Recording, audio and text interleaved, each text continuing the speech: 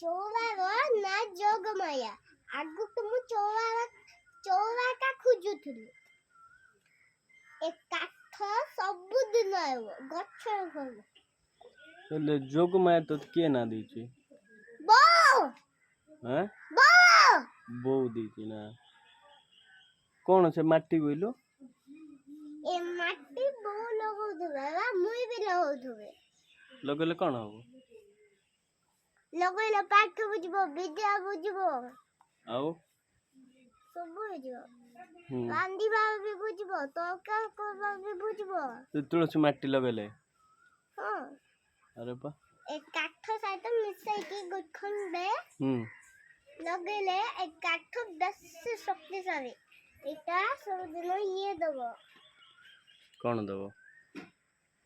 ଯେତିକି ଆମେ କାଠ ଲଗେଇଛେ ପୁତିକି ଗଛ ସେତିକି ଫୁଲ ହବ।